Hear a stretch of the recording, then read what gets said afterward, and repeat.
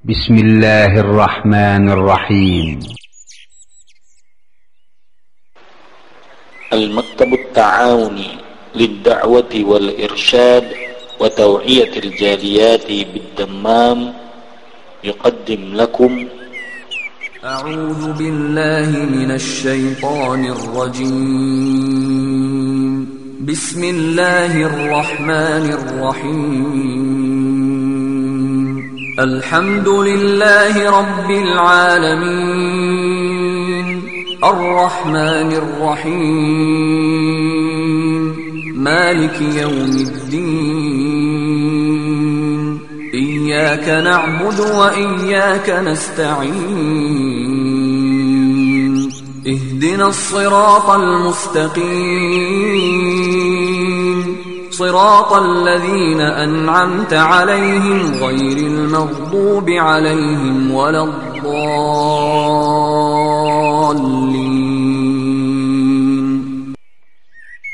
Bismillahirrahmanirrahim. Assalamualaikum warahmatullahi wabarakatuh.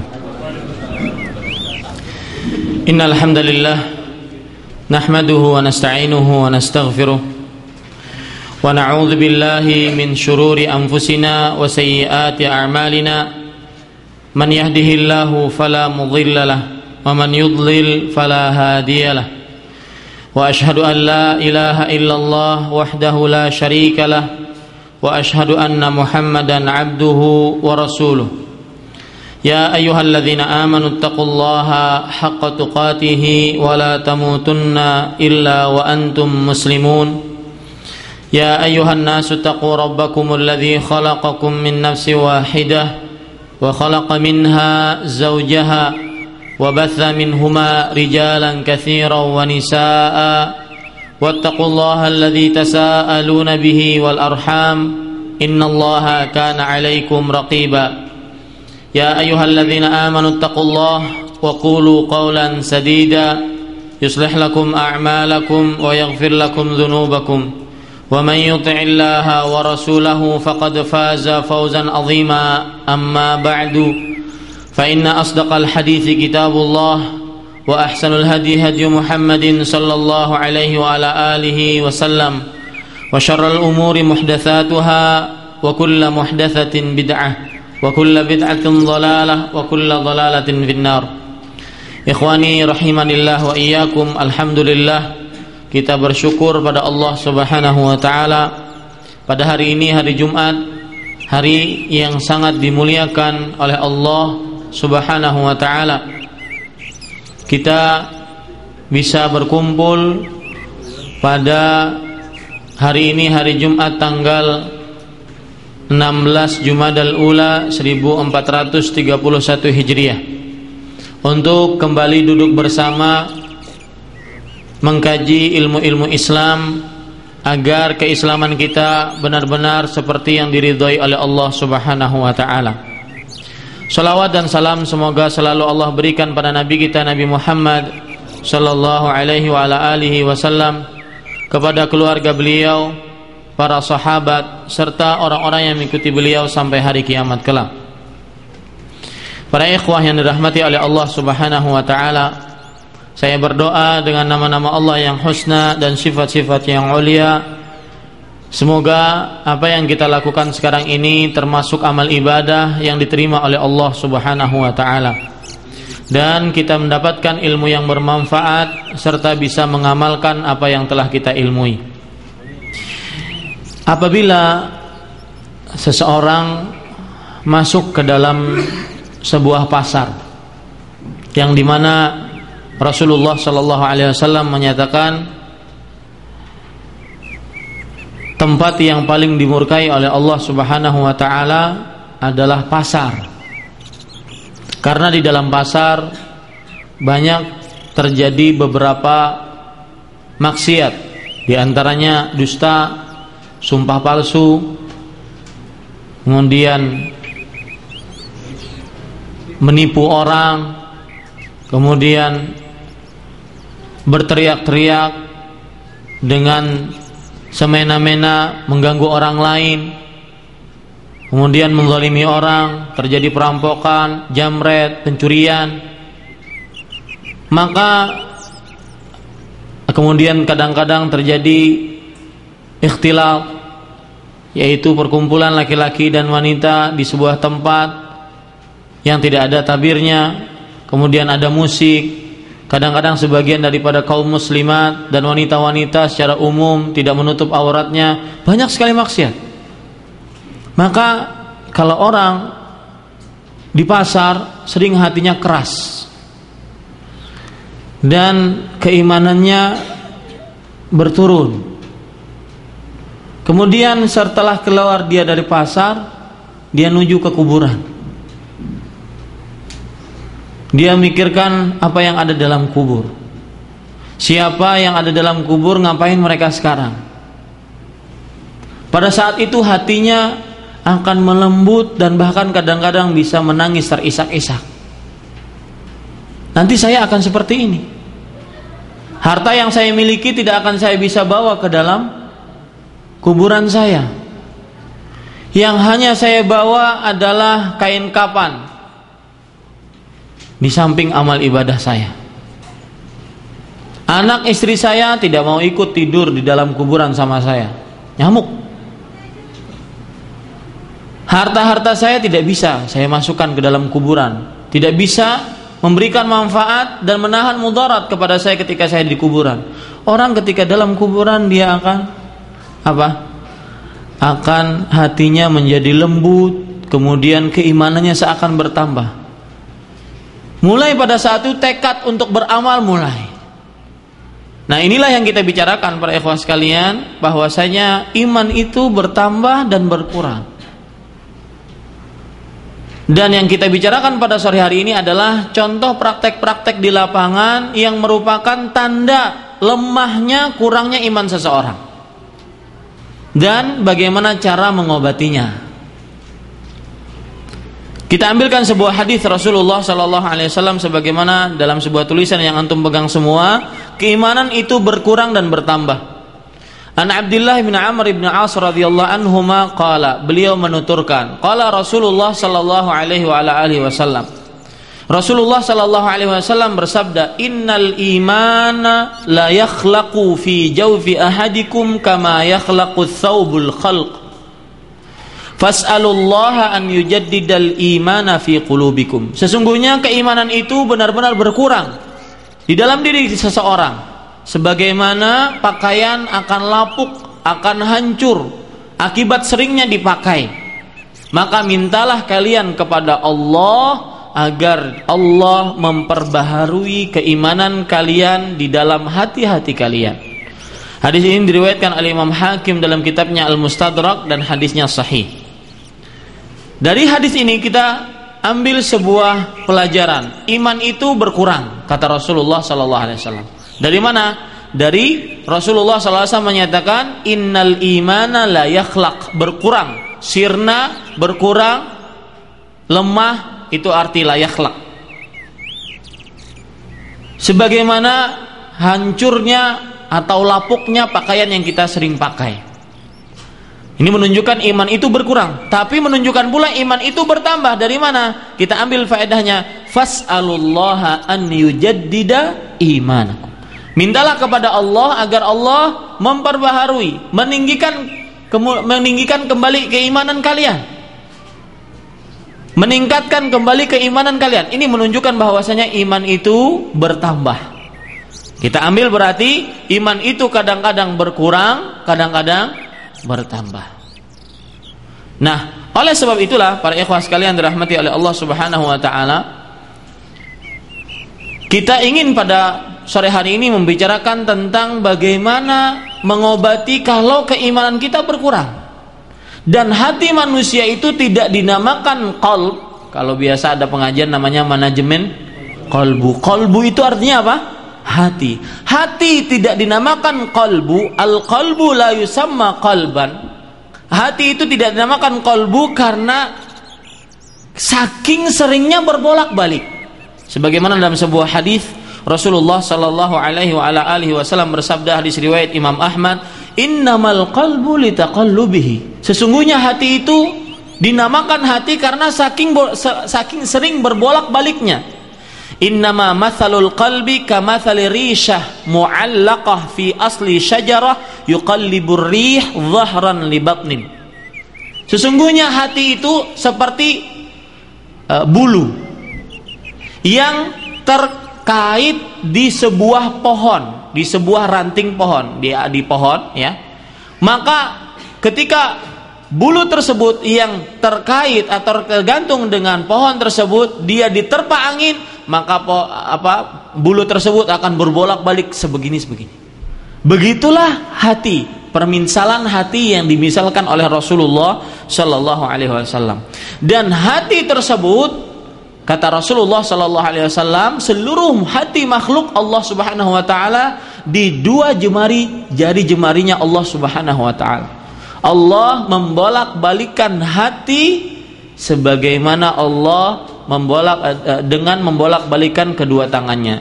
Coba perhatikan hadis riwayat Muslim dari Abdullah bin Amr bin As radhiyallahu anhu, Rasulullah sallallahu alaihi wasallam bersabda, "Inna quluba bani Adama kullaha baina asbu'aini min asabi'ir rahman ka qalbin wahid yasrifuhu haitsu yasha." Sesungguhnya hati seluruh anak keturunan Adam seluruhnya tanpa tersisa di dua jari jemarinya Allah Subhanahu wa taala. Allah membolak-balikkan hati tersebut sebagaimana satu hati. Jadi seluruh hati manusia ini seperti laksana satu hati di dua jari jemarinya Allah Subhanahu wa taala. Nah, dari sini kita penting membicarakan tentang keimanan atau menambah keimanan kita. Dan para sahabat Nabi Muhammad sallallahu alaihi wasallam seperti misalkan Umar bin Khattab radhiyallahu anhu sering berkata, "Ta'alau, mari ke sini, nujaddidu imanana." Mari ke sini kita perbaharui iman kita. Ini adalah pekerjaan sahabat-sahabat Rasulullah sallallahu alaihi wasallam. Kalau mereka begitu saja yang sudah diridhai oleh Allah Subhanahu wa taala dan dijamin oleh Allah Subhanahu wa taala surga seluruhnya, mereka masih untuk membicarakan untuk memperbaharui iman, apalagi kita yang mungkin 1 menit ke depan sebagian dari orang asalnya muslim, 1 menit ke depan sudah kafir. Pagi muslim, sorenya kafir. Sore muslim, paginya kafir. Maka penting kita membicarakan tentang lemah dan tingginya tingkat keimanan seseorang serta cara pengobatannya. Poin yang kedua, keimanan sesuatu yang paling berharga yang dimiliki oleh seseorang. Dari mana kita ketahui? Karena bagaimanapun bentuk orang yang beriman, status keberadaannya orang beriman di tengah-tengah masyarakat, dia lebih baik daripada seluruh makhluk meskipun dia itu statusnya lebih tinggi tetapi musyrik. Coba perhatikan surat Al-Baqarah ayat 221. Allah Subhanahu wa taala berfirman, "Wala tunkihul musyrikati hatta yu'minna wala 'abdun mu'minat wala amatun mu'minatun khairun min musyrikati walau a'jabatkum." Dan janganlah kalian menikahi wanita-wanita yang musyrikah, yang menyekutukan Allah Subhanahu wa taala, sampai mereka beriman. Sungguh budak wanita yang beriman lebih baik daripada wanita yang musyrikah, meskipun dia membuat kagum ke kalian. Wala tunkihul musyrikina hatta yu'minu, dan janganlah kalian menikahkan anak-anak perempuan kalian dengan seorang laki-laki yang musyrik, yang menyekutukan Allah Subhanahu wa taala, sampai mereka beriman. Wala 'abdun mu'minun khairun mim musyrik. Sungguh budak laki-laki yang beriman, dan dia budak, statusnya budak, lebih baik daripada seorang musyrik. Ini pentingnya keimanan di dalam diri seseorang, dan keimanan merupakan salah satu yang paling berharga bagi seorang muslim. Di antara yang menunjukkan keimanan, salah satu yang paling berharga bagi seorang muslim adalah semua amal ibadah yang kita diciptakan di dunia untuk beramal ibadah, sebagaimana dalam sebuah ayat dalam surat Az-Zariyat, "Wa ma khalaqtul jinna wal insa illa liya'budun." Tidaklah kuciptakan jin dan manusia kecuali hanya untuk beribadah kepadaku. semua amal ibadah yang dikerjakan oleh seorang manusia, maka salah satu pondasi dasar atau ukuran standar amal ibadah itu diterima atau tidak adalah dengan keimanan. Karena kalau seandainya dia tidak beriman, tidak akan diterima oleh Allah Subhanahu wa taala. Allah Subhanahu wa taala berfirman, "Wa ma mana'ahum an tuqbala minhum nafaqatuhum illa annahum kafaru billah." Dan tidak ada yang menghalangi mereka sedekah-sedekah mereka untuk diterima oleh Allah Subhanahu wa taala kecuali karena mereka kafir terhadap Allah Subhanahu wa taala. Dalam ayat yang lain juga Allah Subhanahu wa taala berfirman dalam surat An-Nisa ayat 124, "Wa may ya'mal minas salihati min dzakarin aw untha wa huwa mu'min fa ulaika yadkhulunal jannah wa la yudlamuna naqira." Barang siapa yang beramal saleh dari laki-laki ataupun wanita dalam keadaan beriman, merekalah orang yang masuk ke dalam surga dan mereka tidak akan dizalimi sedikit pun. Surat An-Nisa ayat 124. Banyak sekali ayat-ayat yang menunjukkan bahwasanya keimanan merupakan standarisasi untuk diterima amal ibadah seseorang. Oleh sebab itu, kalau seandainya ada orang kafir menunaikan ibadah haji, diterima nggak imannya? Diterima nggak hajinya? Tidak akan diterima hajinya.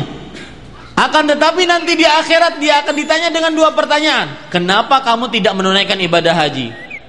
Pasti dia akan menjawab, karena saya kafir. Kenapa kamu kafir? Jadi azabnya 2 kali lipat.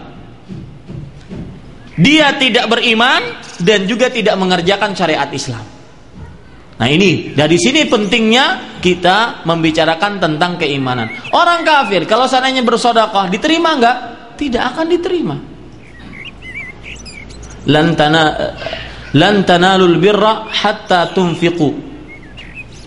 Kalian tidak akan mendapatkan kebaikan sampai kalian berinfak. Dan infak seseorang tidak akan diterima kalau seandainya dia berinfak dalam kekafiran. Ini menunjukkan bagaimana pentingnya keimanan seseorang. Kemudian di tulisan disebutkan iman adalah keyakinan hati, perkataan lisan, gerakan anggota tubuh. Penting ini. Iman adalah keyakinan hati. Orang yang mengaku beriman dia harus yakin dengan hati, dengan keimanannya. Dan ini, keyakinan ini adalah amalan hati. Kemudian berkata dengan lisan, yaitu mengucapkan asyhadu alla ilaha illallah wa asyhadu anna muhammadan rasulullah. Kemudian bergerak dengan anggota tubuh. Orang kalau seandainya mengaku beriman, maka dia harus benar-benar menggerakkan anggota tubuhnya untuk merealisasikan keimanan dia. Kalau seandainya ada orang yang beriman dengan hati saja, contohnya seperti siapa? Seperti iblis.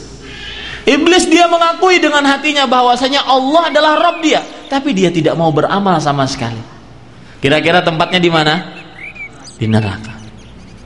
Kalau seandainya ada orang yang beriman dengan lisan saja, seperti orang-orang munafik, tetapi hatinya tidak beriman, beribadah juga tidak, maka tidak akan didapatkan keimanan yang sejati. Jadi iman itu ada 3 faktor, dengan hati, dengan lisan, dan dengan anggota tubuh.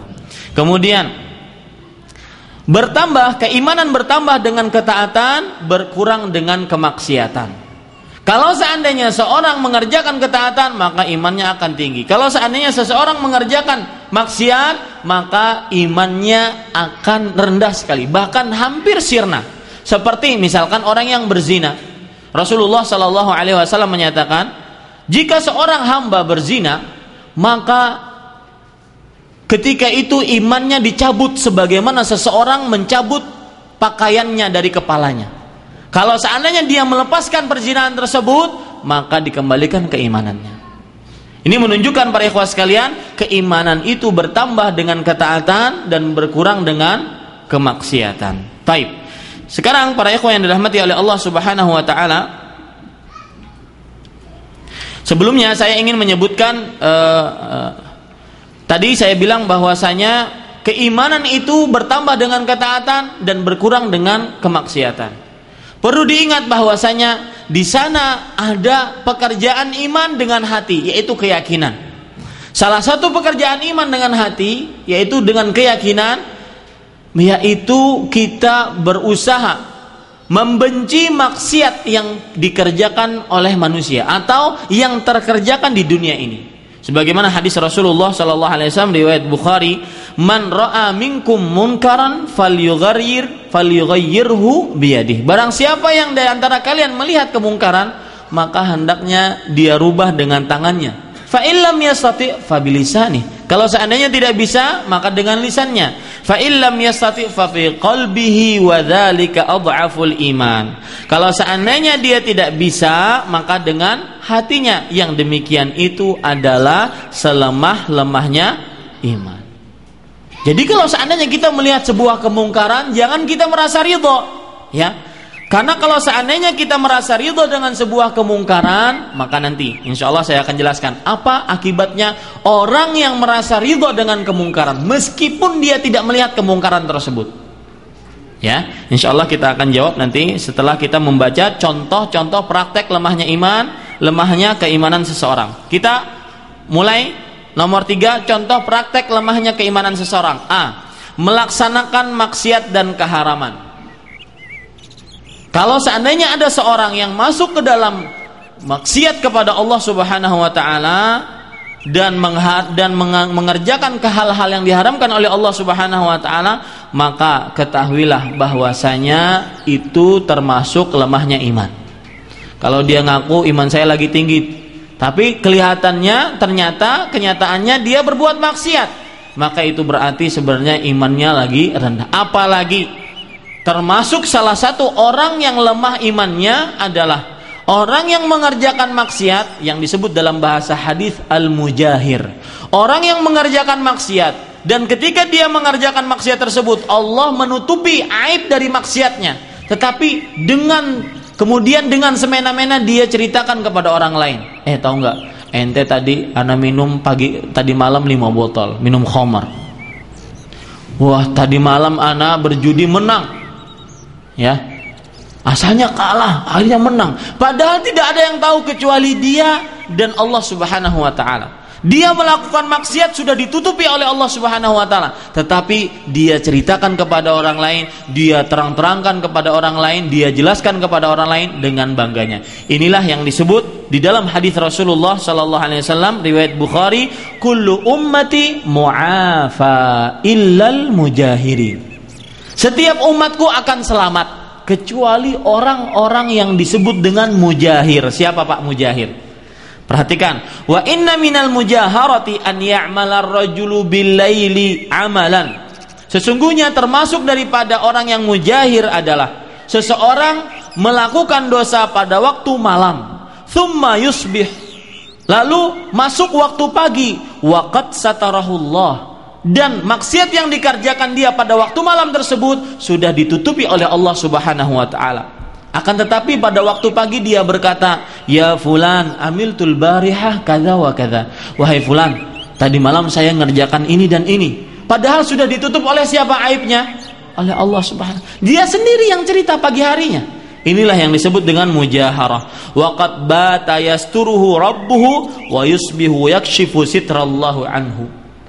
Padahal pada waktu malam Allah Subhanahu wa taala telah menutup aib dia, pada waktu pagi dia sendiri membuka tutup yang sudah ditutup oleh Allah Subhanahu wa taala. Hadis diriwayatkan oleh Imam Bukhari. Dan kemudian para ikhwah sekalian perhatikan, jangan sampai kita menghina ini dosa kecil. Ya. Karena ketahuilah bahwasanya sebagian yang kita katakan di zaman sekarang dosa kecil, di zaman Rasulullah SAW termasuk al-mubiqat, yaitu termasuk pembinasa amal ibadah kita.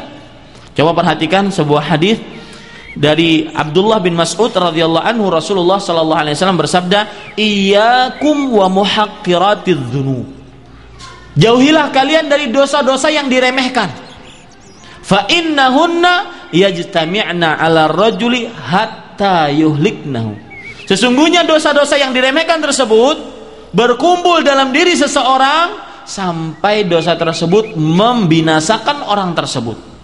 Ya, sampai dosa tersebut membinasakan orang tersebut. Ada sebuah pepatah Arab mengatakan khalidz dzunuba saghiraha wa kabiraha dzatat tuqa. Tinggalkanlah dosa besar kecilnya. Itulah ketakwaan. Besar atau kecil tinggalkan dosa. Itulah ketakwaan. Wasna' kamashin fawqa ardi syauq yahdharu ma yara. Dan berbuatlah seperti orang yang lagi jalan di jalan yang penuh dengan duri. Antum kalau jalan sekarang nih jalan ini. Kita tempatkan duri atau paku-paku, gimana kita jalannya? Berhati-hati. Berbuatlah seperti orang yang lagi berjalan di sebuah tanah jalan yang penuh dengan duri. La tahqiranna saghiratan innal jibala minal hasa. Janganlah kalian atau engkau sama sekali-kali menghina sebuah dosa kecil. Sesungguhnya gunung yang tinggi itu berasal dari batu-batu yang kecil. Ini para ikhwah yang dirahmati oleh Allah Subhanahu wa taala. Taib, yang B. Jadi kalau seandainya ada orang bermaksiat, ada orang melakukan kehanaman, saya beri contoh misalkan, ada orang suka ngaji, suka ibadahnya enggak pernah telat, tapi ketika di kamar mengerjakan perbuatan-perbuatan yang dilarang oleh Allah Subhanahu wa taala, ketahuilah bahwasanya imannya lagi berkurang. Taib, yang B, merasa hatinya keras. Ya, kalau seorang manusia merasakan hatinya keras, tidak bermanfaat ayat-ayat yang disebutkan kepada dia tidak bisa mengambil hikmah dari pelajaran kehidupan dia tidak bisa mengambil pelajaran dari orang yang melakukan sebuah kesalahan, hadis-hadis dan nasihat wejangan-wejangan disampaikan kepada dia tidak masuk telinga kanan, keluar telinga kiri, tetap aja hatinya keras, membatu. Maka orang seperti ini ketahuilah bahwasanya dia sekarang lagi turun imannya. Allah Subhanahu wa taala berfirman dalam surat Al-Baqarah ayat 74, "Tsumma qasat qulubukum min ba'di dzalik fahiya kal hijarati aw ashaddu qaswah." Kemudian hati-hati kalian keras setelah itu, maka dia seperti batu atau lebih keras daripada batu. Hati manusia kalau sudah kotor, kalau sudah dikerjakan di orang tersebut, kalau sudah melakukan maksiat, maka akan ditorehkan noda hitam di hatinya. Setiap kali dia berbuat maksiat, torehkan noda hitam. Kecuali kalau dia melepaskan maksiat dan beristighfar, maka akan jadi bening kembali. Tapi kalau terlalu berbuat hitam, akhirnya hitam kelam sampai hatinya keras, tidak mau, tidak menerima apapun yang dibacakan dari ayat-ayat Al-Quran atau hadis-hadis Rasulullah Shallallahu Alaihi Wasallam. Yang C, tidak memperhatikan kualitas ibadah. Nah ini penting. Kadang-kadang orang datang sholat, apalagi masbuknya juga karena pekerjaan, datang sholat, Allahu Akbar. Nanti di pertengahan dia bingung, tadi rakaat berapa saya ikut ya? Akhirnya solusinya gimana? Niru yang di samping, kayaknya tadi Anda sama-sama datang sama dia. Lihat yang di samping berapa rakaatnya. Ya, tidak memperhatikan kualitas ibadah, zikir, subhanallah, subhanallah, alhamdulillah. Enggak memperhatikan apa yang dibaca, apa yang didengar dari imam, tidak memperhatikan. Ya, subhanallah. Padahal Al-Qur'an itu adalah syifa, Al-Qur'an itu adalah penyembuh dan juga rahmat, kasih sayang. Ya, ini para ikhwan yang dirahmati oleh Allah Subhanahu wa taala. Maka kalau seandainya ada orang yang baca Al-Qur'an hanya sebagai rutinitas, ya memang benar, lebih baik daripada yang enggak baca sama sekali. Tapi kalau seandainya cuma baca tok juga, ini menunjukkan kelemahan iman. Ya, baca saja misalkan setiap harinya 5 ayat, baca aja. Karena sebagai sebuah rutinitas, kebiasaan saja, maka ini juga menunjukkan kelemahan iman. Padahal Allah Subhanahu wa taala menyatakan, wa idza tuliyat ayatuhu zadatuhum imanan. Orang-orang yang beriman tandanya adalah apabila dibacakan ayat-ayat Allah kepada mereka, maka bertambah keimanannya. Kenapa? Karena mereka memperhatikan kualitas ibadah. Coba kita ambil contoh, misalkan orang kalau habis sholat, dia ngapain? Assalamualaikum warahmatullahi, assalamualaikum warahmatullahi. Apa yang dia baca? Istighfar. Untuk apa istighfar? Karena ketika dia sholat, banyak kekurangan, pikiran kesana kemari, bacaan tidak benar, gerakan tidak benar, maka dia beristighfar kepada Allah Subhanahu wa taala. Semoga dengan istighfar tersebut, kadang-kadang juga sholat dia ria, ingin dilihat orang, ingin didengar orang. Kadang-kadang dengan berharap dengan istighfar tersebut untuk menambal kekurangan dia, dan beristighfar apa yang telah terjadi ketika dia sholat. Setelah istighfar ngapain? Subhanallah. Kita baca salah satu zikir salat setelah salat apa? Subhanallah. Maha suci Allah. Allah maha suci dari segala aib, dari segala kekurangan.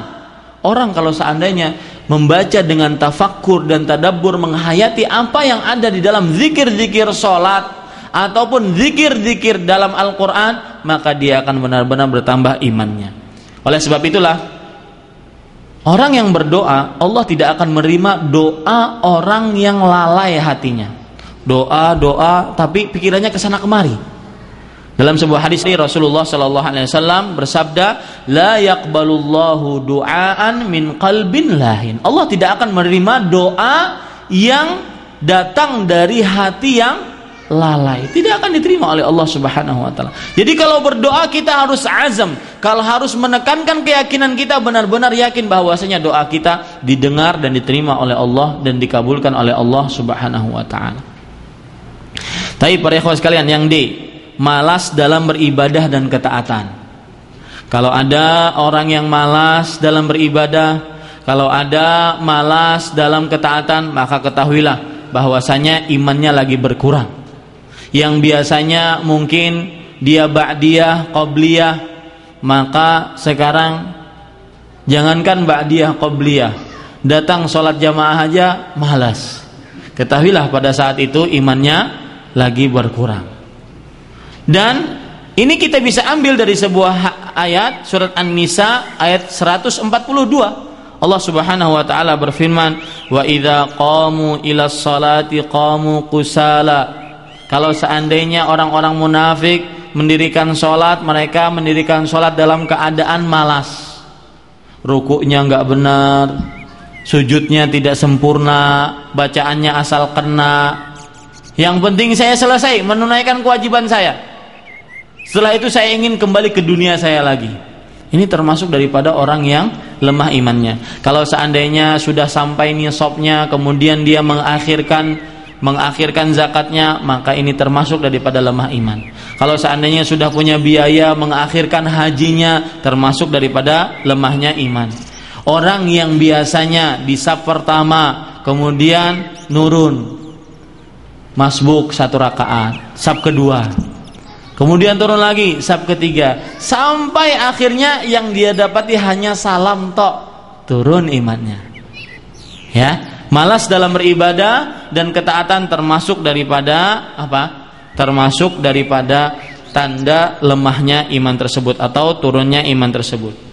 Yang biasa mengerjakan sholat wajib pada waktunya berkurang, kadang-kadang sibuk, bahkan sampai lupa.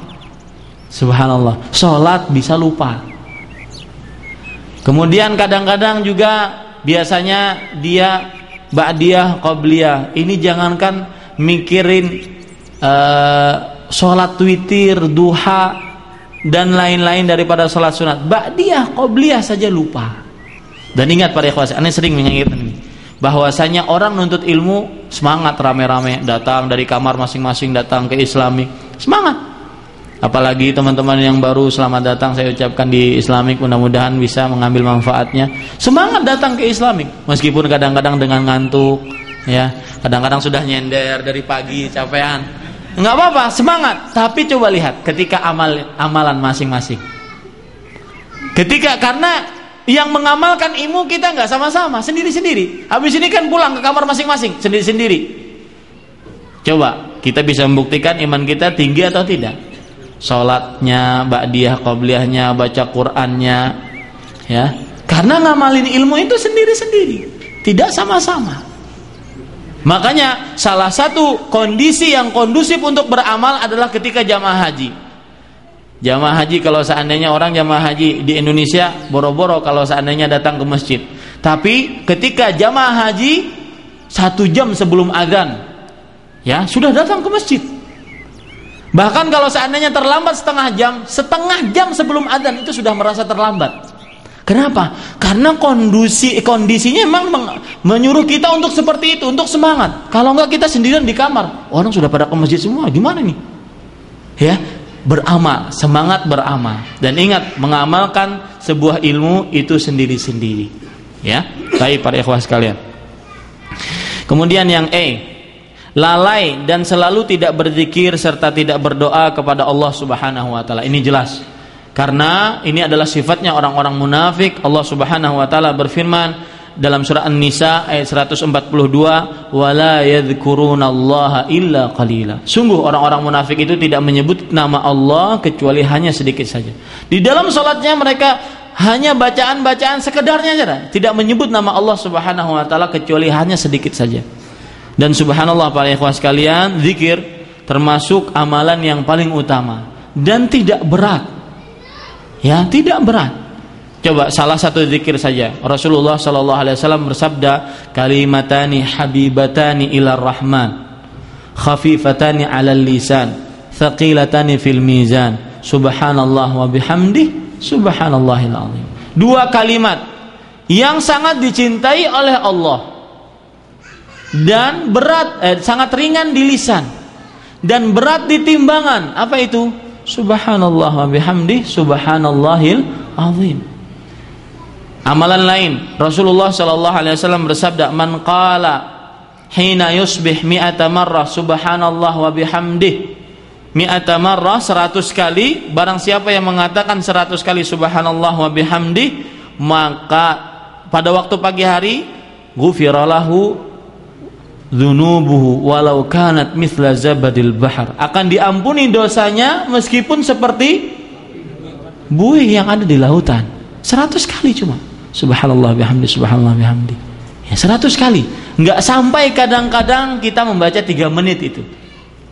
Ini faedah-faedah zikir sangat besar sekali. Dan ketika orang tidak berzikir kepada Allah, coba lihat. Antum sekarang gini aja, kita duduk sama-sama, ya, ada orang lagi kumpul sama-sama. Wah, ketawa-tawa terbahak-bahak. Kemudian ada orang yang beristighfar, astaghfirullah wa atubu ilaih. Langsung yang tadi mangap semuanya tadi langsung mingkem jadinya. Kenapa? Karena dia tahu itu adalah zikir kepada Allah Subhanahu wa taala.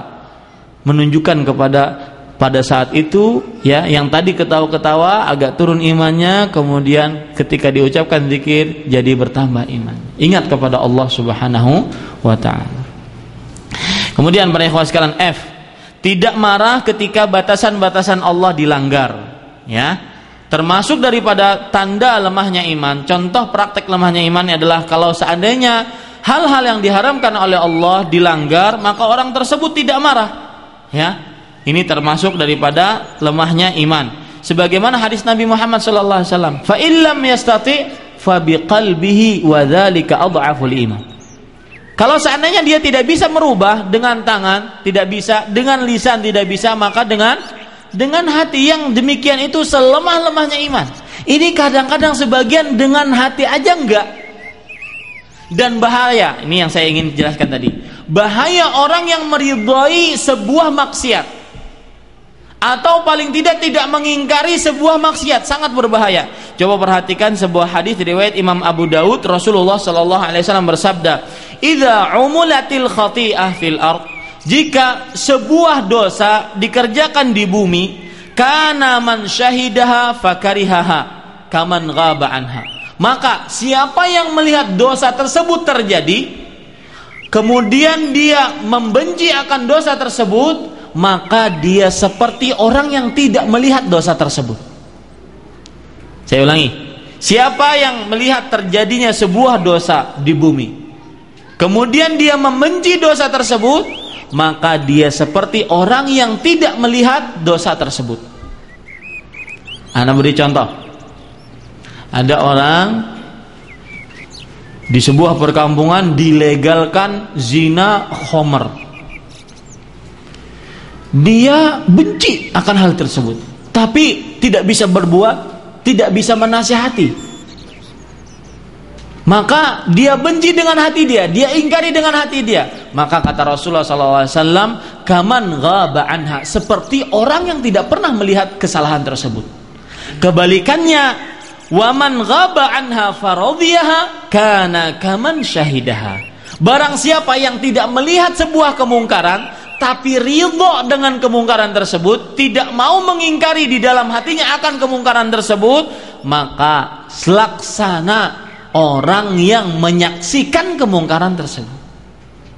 Seperti orang yang menyaksikan kemungkaran tersebut. Nah, ini para ikhwah yang dirahmati oleh Allah Subhanahu wa taala. Hati-hati, jangan sampai kita biarkan kemungkaran-kemungkaran yang ada, terutama Anda beri contoh di antara teman dengan teman. Ya, temannya tidak sholat, ya karena pakai mungkin karena apalagi mungkin di atasan dia. Jangan. Tetap kita sampaikan dengan lisan kita, dengan lemah lembut, bahwasanya sholat itu adalah wajib. Atau seandainya antara suami istri, suaminya sering malas dalam beribadah atau sering melakukan sebuah perbuatan maksiat, maka kita beritahu. Karena kalau seandainya si istri ini dia tidak mengingkari apa yang dilakukan oleh semua suami sebuah kemungkaran, maka seperti orang yang melihatnya. Ya, seperti orang yang melihatnya meskipun dia tidak melihat akan kemungkaran tersebut. Yang selanjutnya, G, sangat suka popularitas, artinya sangat suka terkenal, dilihat oleh orang, sangat suka ingin ditempatkan di depan, sangat suka ingin dilihat oleh orang. Ya, ini para ikhwah sekalian dirahmati oleh Allah Subhanahu wa taala. Padahal kepemimpinan atau ingin selalu dilihat orang, ingin selalu berada di depan, itu termasuk sesuatu yang paling berat nanti pada hari kiamat. Coba perhatikan sebuah hadis Nabi Muhammad SAW riwayat Bukhari, innakum satahrisuna 'alal imarah. Sesungguhnya kalian, kata Rasulullah SAW, akan benar-benar menginginkan kepemimpinan, ingin selalu menjadi yang paling atas, menjadi pemimpin, benar-benar ingin, kata Rasulullah SAW. Wasatakunu nadamatun yaumal qiyamah, dan sesungguhnya kepemimpinan itu akan menjadikan penyesalan pada hari kiamat. Fabi'is fa ni'mal murdi'ah wa bi'sal fatimah. Awal dari kepemimpinan, ketika dia memimpin nyaman, banyak fasilitas yang ada, akhirnya penderitaan, bahkan kadang-kadang masuk ke dalam penjara. Di dunia saja sudah dapat seperti itu, belum di akhirat. Nah, ini para ikhwah sekalian. Jadi termasuk lemahnya keimanan adalah seseorang yang selalu ingin dianggap wah, dianggap sensasi di hadapan orang, padahal tidak ada apa-apanya, seperti tong kosong nyaring bunyinya. Coba perhatikan hadis Rasulullah sallallahu alaihi wasallam, man ahabba an yumathila lahu rajulu qiyaman falyatabawwa maq'adahu minan nar. Barang siapa yang sangat suka seseorang bangun kalau dia datang, maka hendaklah dia ambil tempatnya di neraka. Jadi kalau seandainya ada orang ya sangat menyukai kalau dia itu gila hormat, kalau bahasa orangnya gila hormat, setiap ketemu, siapa? Ada kebutuhan apa, Pak? Saya siap mengerjakan. Wah, senang sekali kalau digitukan. Ya, suka popularitas, suka ingin dilihat, ingin terkenal, suka orang-orang bangun kalau dia datang. Ini termasuk daripada dosa besar. Rasulullah SAW bersabda, hadis riwayat Bukhari, hadis riwayat Abu Daud, man ahabba an yumathila lahu rijalu qiyaman falyatabawa maq'adahu minan nar. Barang siapa yang ingin orang-orang bangun karena dia, maka hendaklah ambil tempatnya di neraka. Kemudian para ikhwan yang dirahmati oleh Allah Subhanahu wa taala, yang termasuk lemahnya iman, bakhil dan pelit. Bakhil dan pelit. Saya sebutkan hadis Rasulullah sallallahu alaihi wasallam riwayat Nasa'i, la yajtami'u syuh wal iman fi qalbi 'abdin abada. Tidak akan pernah berkumpul sifat pelit dan keimanan di hati seorang hamba selamanya. Jadi kalau seandainya ada ngaku saya beriman, tapi kok pelit, medit, kikir, bakhil, apa lagi tuh? Ya, berarti perlu diragukan keimanan yang dia nyatakan tersebut. Bukan saya berarti mengeluarkan dia dari keimanan, tidak, akan tetapi berarti kurang imannya. Karena Rasulullah SAW menyatakan tidak akan berkumpul sifat bakhil, kikir, pelit, medit dengan keimanan selamanya di dalam hati seorang hamba. Dari hadis ini pula kita ambil sebuah faedah bahwasanya orang yang tinggi imannya ketika dia dermawan, ketika dia mengetahui hakikat harta yang dia miliki. Itu yang ada di tangan dia itu bukan milik dia. Artinya bukan milik dia yang hakiki. Yang ada, yang milik dia hakiki apa? Yang dia jalankan di jalan Allah Subhanahu wa taala, baik dengan membantu orang, baik dengan dermawan, baik dengan bersedekah, berinfak, berwakaf dan segala macam. Itulah harta dia yang akan dia dapatkan nanti di akhirat kelak. Kemudian para ikhwan yang dirahmati oleh Allah Subhanahu wa taala, melihat keharaman hanya dari sisi kapasitas keharaman tersebut. Nah, misalkan maksud daripada ini adalah ini saya pernah ditanya, kalau ada orang kerja sambil nyogok boleh nggak Ustaz? Haram. Hukumnya haram.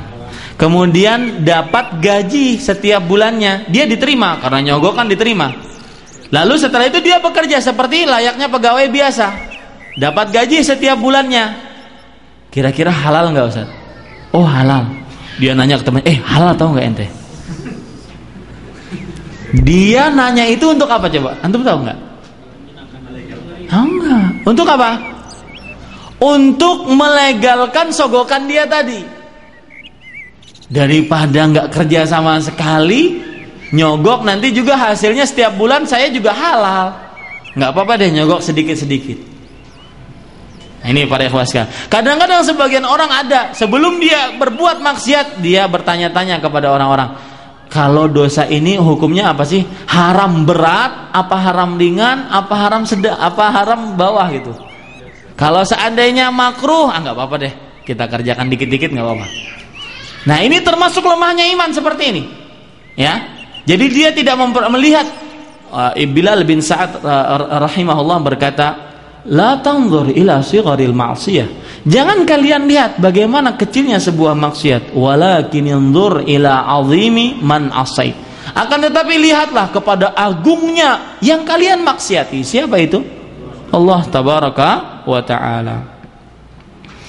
Kemudian para ikhwan sekalian dirahmati oleh Allah Subhanahu wa taala, ada sebuah hadis yang sangat menarik yang mungkin dijadikan sebagai perhatian kita penuh ketika kita hidup di dunia ini. Coba perhatikan hadis riwayat Imam Abu Daud, Imam Ibnu Majah. Rasulullah sallallahu alaihi wasallam bersabda, perhatikan para ikhwan sekalian, para ikhwah dan akhwat,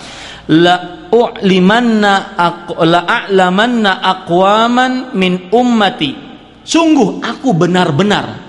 Di sini ada beberapa penekanan, sungguh dan benar-benar. Sungguh aku benar-benar mengetahui orang-orang dari umatku ya'tuna yaumal qiyamah, akan datang pada hari kiamat bihasanatin amsali jibali tahamah bidan. Akan datang pada hari kiamat dengan kebaikan-kebaikan seperti gunung-gunung Tihamah. Gunung-gunung Tihamah itu ada di Arab, sangat tinggi, ya. Fayaj'alahallahu azza wa jalla haba'an mansura. Akan tetapi kebaikan yang dia bawa segunung-gunung itu Allah jadikan haba'an mansura, debu yang berterbangan. Apa sebabnya? Ketika orang bawa begitu banyak pahala dijadikan oleh Allah dengan gampangnya haba'an mansura. Hati-hati yang beramal ibadah, yang sering beramal ibadah, akan tetapi mempunyai penyakit. Perhatikan, qala Thauban seorang sahabat Rasulullah sallallahu alaihi wasallam bersabda, "Ya Rasulullah, sibhum lana jullahum lana alla nakuna minhum wa nahnu la na'lam." Wahai Rasulullah sallallahu alaihi wasallam, berikan kami sifat orang-orang itu. Terangkan kepada kami sifat orang-orang tersebut, jelaskan dengan sejelas-jelasnya, agar kami tidak seperti orang tersebut dan kami tidak mengetahuinya. Terangkan kepada kami. Ini salah satu ketakutan para sahabat Nabi Muhammad SAW. Kemudian Nabi bersabda, ini orang-orangnya. Ama innahum ikhwanukum wa min jildatikum. Sesungguhnya ingatlah, mereka itu saudara-saudara kalian, kawan-kawan kalian, dari bangsa kalian. Wa ya'khuduna minal lail kama ta'khudun. Dan mereka beribadah pada waktu malam sebagaimana kalian beribadah. Perhatikan, beribadah pada waktu malam sebagaimana kalian beribadah. Walakinnahum aqwamun idza khalau bimaharimillah intahakuha. Akan tetapi mereka adalah orang-orang, perhatikan baik-baik para ikhwah sekalian. Orang-orang apabila mereka sendirian, tidak ada yang melihat, mereka sibuk dengan maksiat-maksiat kepada Allah Subhanahu wa taala. Tidak ada yang melihat, tidak ada yang mendengar, tidak ada yang memperhatikan, sibuk dengan maksiat-maksiat kepada Allah. Di hadapan orang memang benar, ahli ibadah, ahli sedekah, ahli zakat, ahli zikir. Iya, tetapi ketika sendirian, maka mereka melakukan hal-hal yang diharamkan oleh Allah Subhanahu wa taala. Itu nanti orang-orang akan datang dengan pahala amsal jibal Tihama. Pahala-pahala segunung Tihama, tapi dijadikan oleh Allah Subhanahu wa taala habaan mantsura. Makanya para ikhwah sekalian, termasuk tanda keimanan yang berkurang atau lemahnya iman adalah melihat keharaman hanya dari sisi keharamannya saja. Ini kayaknya haramnya agak kurang, boleh deh dikerjakan. Ya, ini para ikhwah yang dirahmati oleh Allah Subhanahu wa taala. Yang J, menghina kebaikan dan tidak memperhatikan kebaikan meskipun kecil, ya, meskipun sedikit. Sebuah kebaikan jangan kita remehkan. Karena Rasulullah SAW mengajarkan kita tidak boleh sama sekali menghina sebuah kebaikan, meskipun hanya menjauhkan hal perkara yang mengganggu jalan kaum muslimin, harus dijauhkan. Meskipun seperti itu, jangan dihina. Meskipun berbicara dengan orang dengan muka yang ceria, yang gembira, yang tersenyum, itu adalah sebuah amal ibadah. Meskipun hanya memberikan seseorang dengan sekian, mungkin nominalnya sedikit, tetapi di sisi Allah Subhanahu wa taala adalah sesuatu yang sangat berharga, akan dilipat gandakan oleh Allah Subhanahu wa taala. Coba perhatikan sebuah hadis riwayat Imam Ahmad. Rasulullah sallallahu alaihi wasallam bersabda, ketika beliau ditanya, inna qaumun min ahlil badiyah fa'allimna syai'an yanfa'una Allahu tabaraka wa ta'ala bih. Ketika beliau ditanya oleh orang-orang Arab Badui, wahai Rasulullah, sesungguhnya kami ini orang kampung, maka ajarkanlah kepada kami sesuatu yang mana dengan sesuatu tersebut Allah memberikan manfaat, memberikan pahala kepada kami. Kemudian Rasulullah SAW bersabda, la tahkiranna minal ma'rufi syai'an. Jangan sekali-kali kamu menghina sebuah kebaikan walaupun sedikit. Walau antafrugha min dalwika fi ina'il mustaqa. Meskipun kamu hanya menuangkan air yang engkau ambil dari sumur untuk orang yang lagi nunggu, lagi ngantri. Karena kita duluan ngambil air tersebut, kita berikan kepada orang lain setelah kita. Ini termasuk amalan yang tidak boleh dihina. Walau antakallama akhaka wa wajhuka ilaihi mumbasita. Meskipun engkau berbicara kepada kawanmu dalam keadaan wajahmu riang gembira. Ini termasuk amal ibadah yang tidak diperbolehkan kita menghinanya. Dan subhanallah, kadang-kadang ada dalam agama Islam itu amal ibadah yang dianggap remeh oleh kaum muslimin ternyata memasukkan surga. Saya beri contoh, hadis riwayat Imam Bukhari dalam Adabul Mufrad.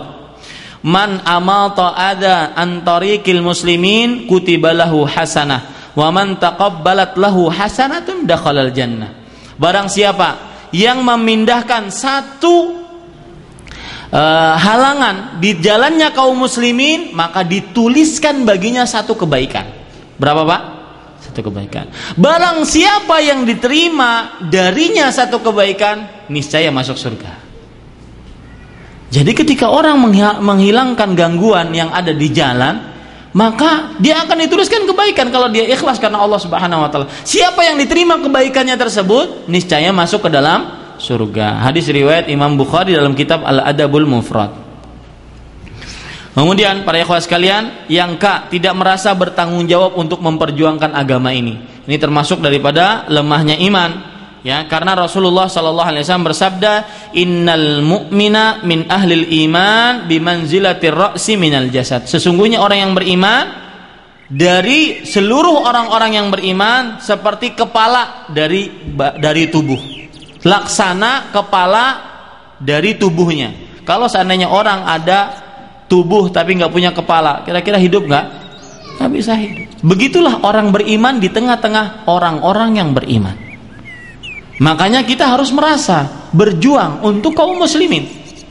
Kadang-kadang ada sebagian orang yang digunakan oleh Allah dirinya untuk berjuang bagi kaum muslimin, tapi ternyata dia malas.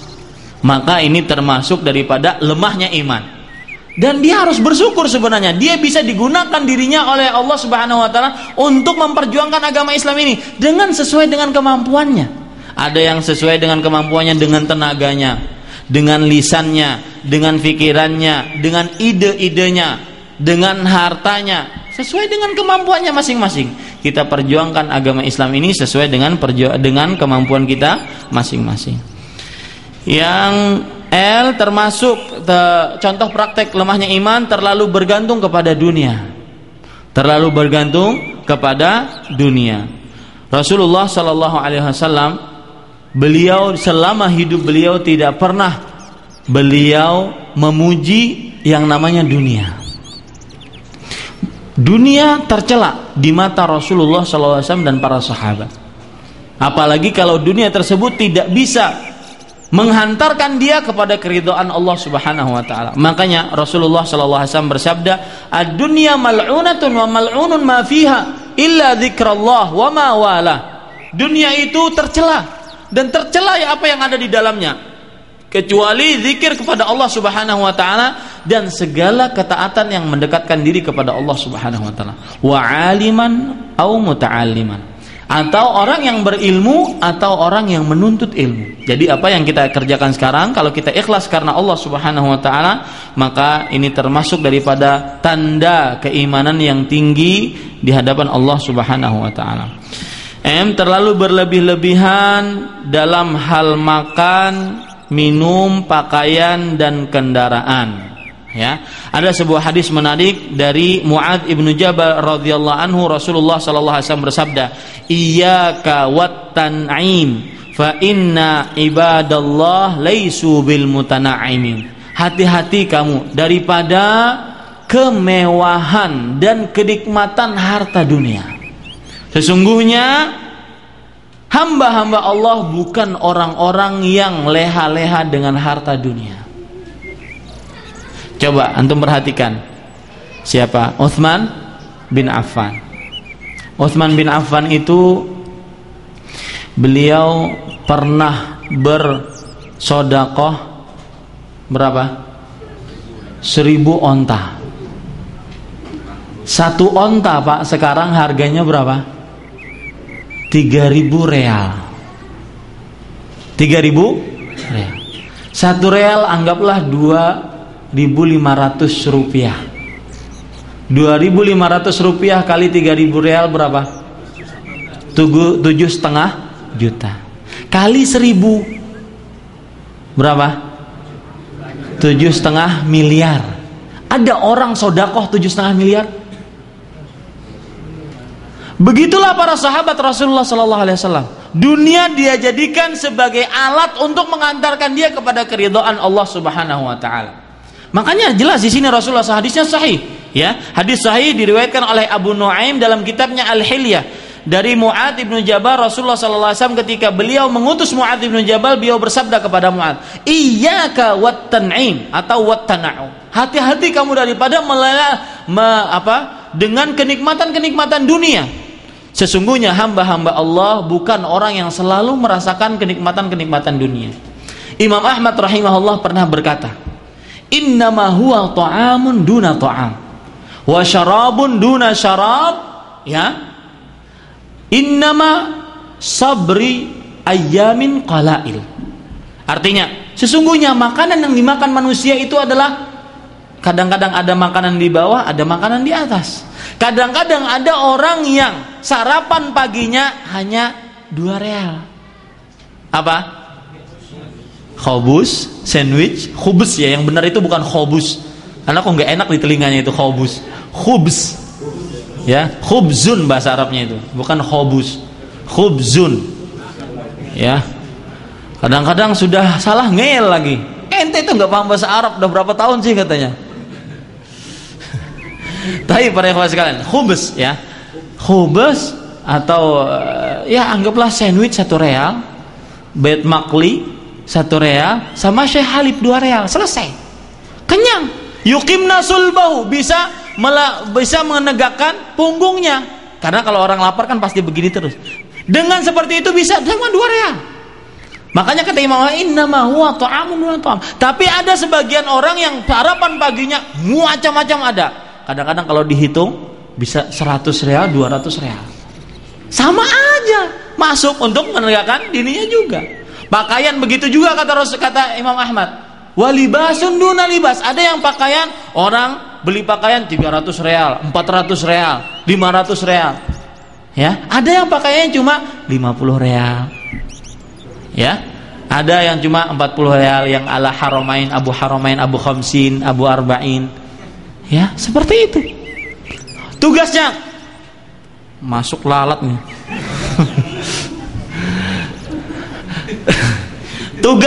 Tugasnya pakaian apa? Untuk aurat para ikhwan sekalian. Sama. Pakaian entah itu ente 1000 real, pakaiannya dengan 50 real sama nutup aurat. Kalau seandainya 1000 real enggak nutup aurat, dosa. Betul enggak? Betul. Makanya kata Imam Ahmad, wasabri ayyamin qalail, dan hanya sabar, dan hidup di dunia itu sabar hari-hari sebentar aja. 60-70 tahun kata Rasulullah sallallahu alaihi wasallam. Hati-hati para ikhwah sekalian dirahmati oleh Allah Subhanahu wa taala. Taib. Dan ketika saya berbicara seperti ini bukan berarti saya orang yang paling bertakwa, tetapi ada pepatah Arab mengatakan wa ghairu tuqan ya'murun nasa bittaqwa wa tabibun yudawin nasa wat tabibu alilu. Subhanallah. Dan orang yang tidak bertakwa nyuruh manusia untuk takwa. Dan seorang dokter ngobati orang yang lagi sakit, padahal dokter sendiri adalah seorang yang kena penyakit. Ya, jadi seperti itu. Ya, mudah-mudahan ini semua adalah amal ibadah yang diterima oleh Allah Subhanahu wa taala.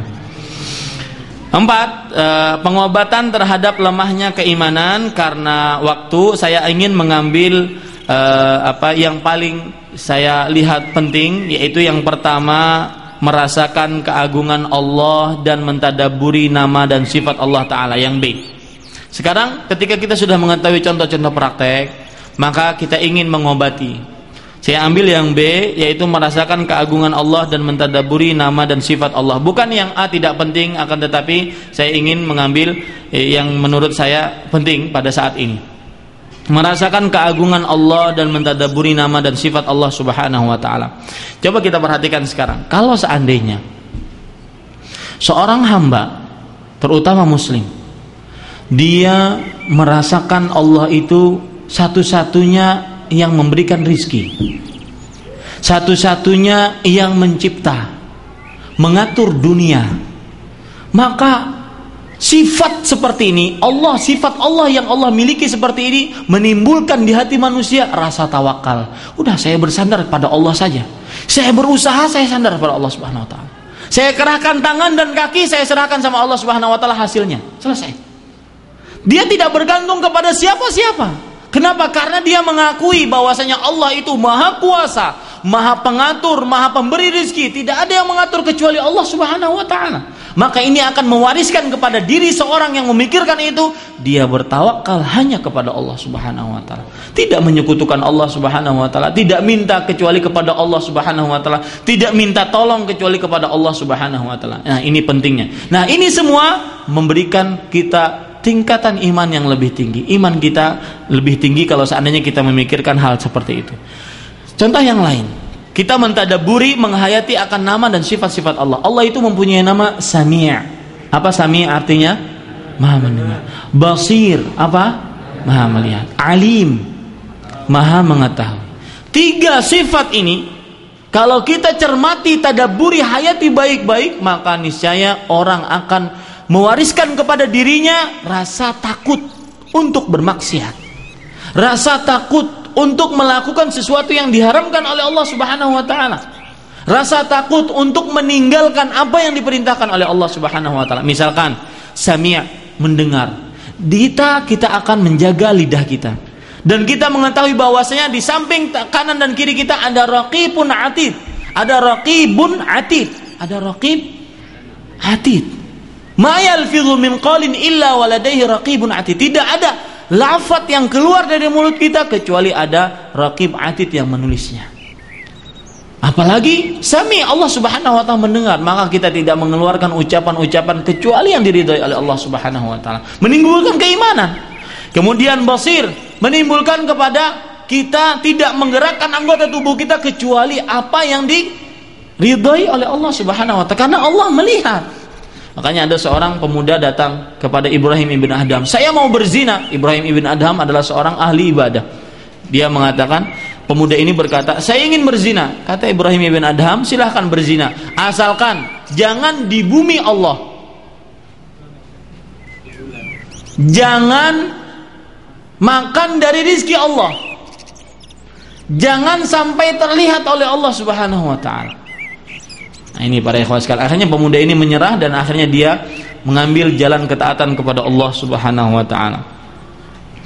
Kemudian para ikhwan sekalian, kalau kita memperhatikan Allah itu Ghani, Maha Kaya, Karim, ya, Maha Pemurah. Kenapa kita minta sama orang yang juga minta sama Allah Subhanahu wa taala? Ada orang miskin datang ke sana kemari minta-minta. Ternyata orang yang mau dimintai di masjid dia juga berdoa sama Allah Subhanahu wa taala. Kata orang miskin, ngapain saya minta sama ini? Dia juga minta sama Allah, ngerengek. Mendingan saya minta sama Allah Subhanahu wa taala. Nah, ini kan menimbulkan sifat apa? Sifat ingin bertemu dengan Allah Subhanahu wa taala.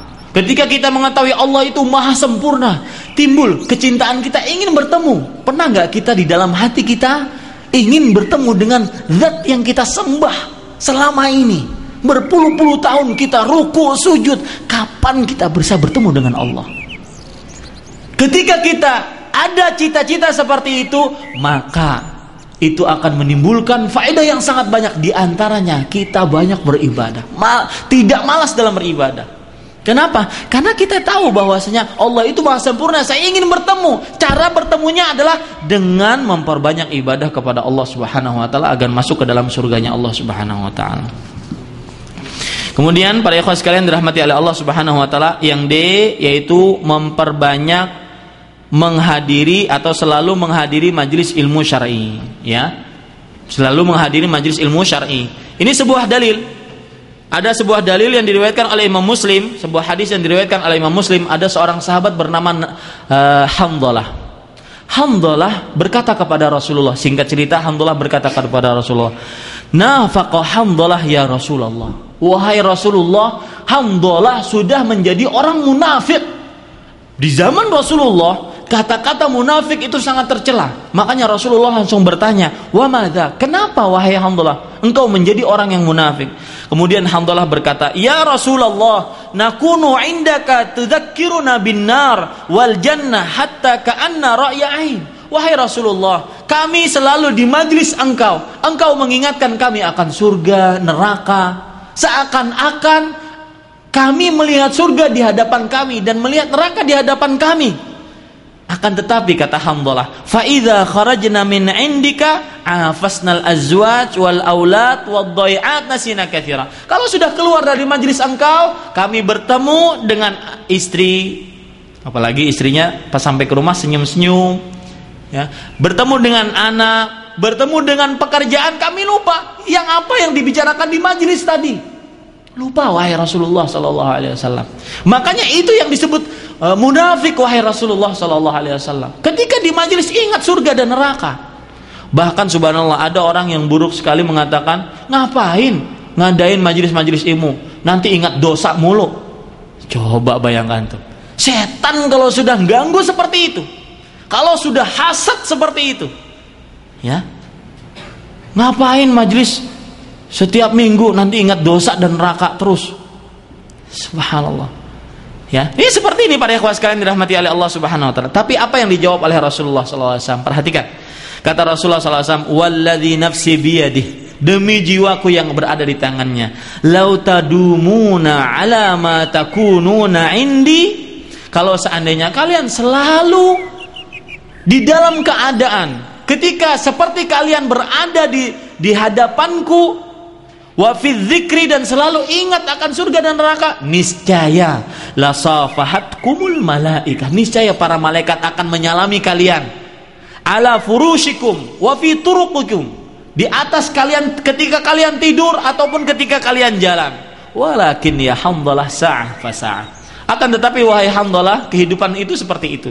Sa'ah, sewaktu-waktu kita benar-benar beribadah, semangat untuk beribadah kepada Allah Subhanahu wa taala. Sewaktu-waktu kita juga menghadapi kehidupan kita hidup di dunia, kita harus bergaul dengan anak dan istri kita harus mencari pekerjaan yang halal. Sa'atan fasa'ah. Ingat, kata sa'atan fasa'ah ini bukan berarti sewaktu-waktu kita beribadah, sewaktu-waktu dosa. Enggak, bukan itu maksudnya.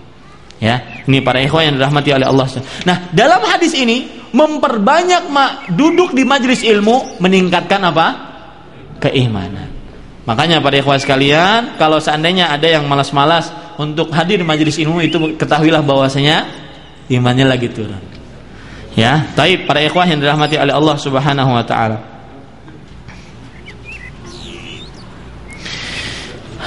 Yang G, takut terhadap mati di dalam su'ul khatimah. Ketahuilah bahwasanya ketika orang mengetahui dia tidak tahu matinya dalam keadaan bagaimana, apakah husnul khatimah, mati dalam keadaan baik, atau su'ul khatimah, tidak mengetahui. Maka ketika dia takut akan mati dalam su'ul khatimah, ini akan mendidik dia selalu mengerjakan ketaatan dan keimanan, sehingga keimanannya selalu tinggi dan selalu naik.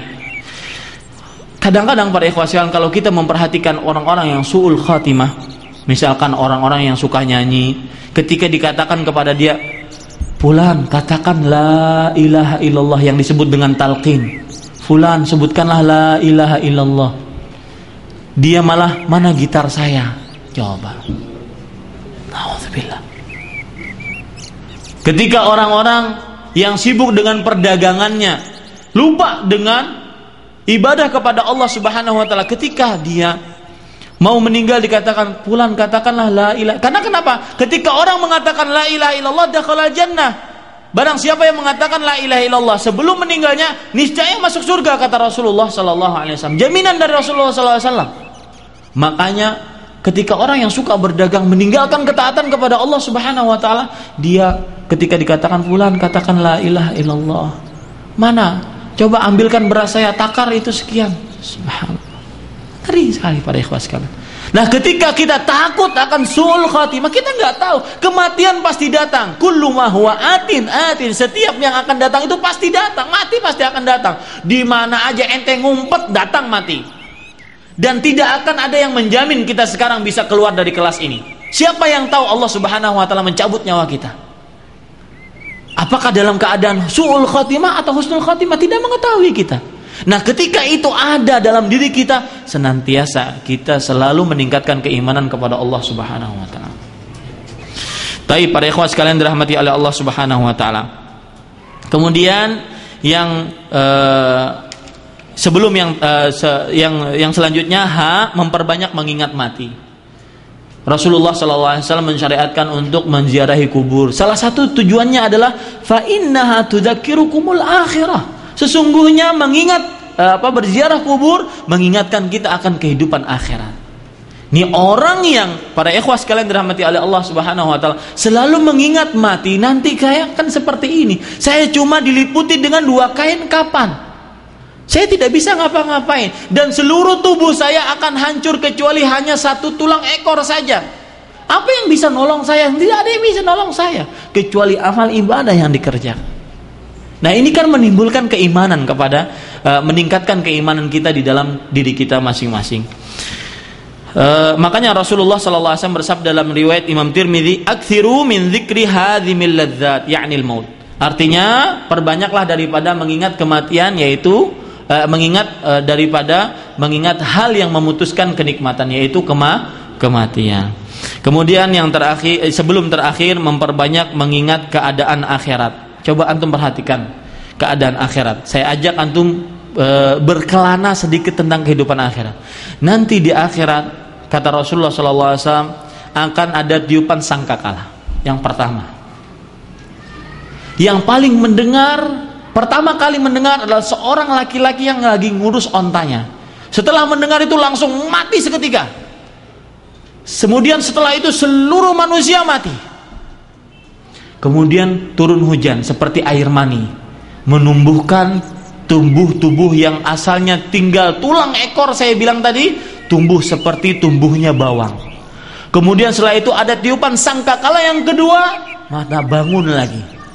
Bangun dalam keadaan dia melihat samping-sampingnya.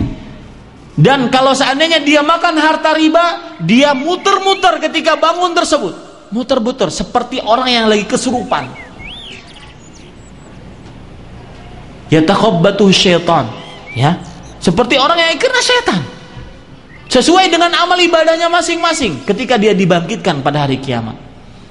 Nah, kemudian setelah itu para ikhwah sekalian, mulailah pada saat itu dikumpulkan manusia dalam keadaan tidak memakai alas kaki, tidak memakai sehelai benang pun, dan tidak terkhitan. Mereka pada saat itu didekatkan matahari hatta yakunu mil, didekatkan hanya hampir 1 mil saja, 1,5 kilo. Sekarang para ikhwah sekalian, subhanallah, sekarang ini jauh sekali jarak kita dengan matahari itu sekitar 6.000 derajat Celcius panasnya. Itu abu vulkanik yang di daerah Islandia itu 1.200 derajat Celcius panasnya, cuma asap saja. Bagaimana matahari pada saat itu? Kemudian pada saat itu, setelah itu dapat syafaat dari Rasulullah SAW, dimulai hisab. Ketika dimulai hisab, orang jalan sesuai dengan amalnya masing-masing. Ada yang seperti kilat, ada yang lari, ada yang seperti nunggang onta, ada yang seperti nunggang kuda, ada yang ngesot, ada yang jatuh karena kait dengan kalalib, besi-besi pengait, sesuai dengan amal ibadahnya masing-masing. Pada saat itu Rasulullah SAW berdiri di sirat, beliau berdoa, Ya Rabbi salim salim, Ya Allah selamatkan umatku, selamatkan umatku. Nabi Muhammad SAW hanya bisa itu saja. Kemudian setelah itu para ikhwah sekalian, orang masuk ke dalam surga, yang lain masuk ke dalam neraka. Dari mana kita? Apakah kita orang yang berhak masuk ke dalam surga dengan penuh kenikmatan, atau orang yang berhak masuk ke dalam neraka, yang orang paling rendah derajatnya azab di neraka adalah orang yang diletakkan 2 batu bara di telapak kakinya dari batu bara yang api neraka, sehingga kepalanya memanas dan pecah. Yaghli minha dimaghu. Kalau kita memikirkan hal-hal kehidupan akhirat, maka niscaya akan menimbulkan keimanan. Untuk apa? Bahkan subhanallah, sebagian orang yang sudah bosan. Dan ini sebenarnya tidak boleh. Bosan hidup di dunia, ingin cepat-cepat bertemu dengan Allah Subhanahu wa taala. Ada disebut dengan Mansur bin Zadan, salah seorang biografi dari potret ulama salaf dulu. Kalau dikatakan kepada Mansur bin Zadan bahwasanya malaikat maut di pintu rumahmu, maka dia tidak akan menambahkan amal ibadahnya, karena setiap waktu selalu beramal ibadah. Subhanallah. Ini para ikhwan yang dirahmati oleh Allah Subhanahu wa taala. Yang terakhir, di situ Anda sebutkan doa, yaitu doa yang sangat mudah dihafal dan senantiasa dibaca oleh Rasulullah SAW. Beliau senantiasa memperbanyak membaca doa ini, Ya muqallibal qulub, tsabbit qalbi ala dinik wa ta'ati ala dinik.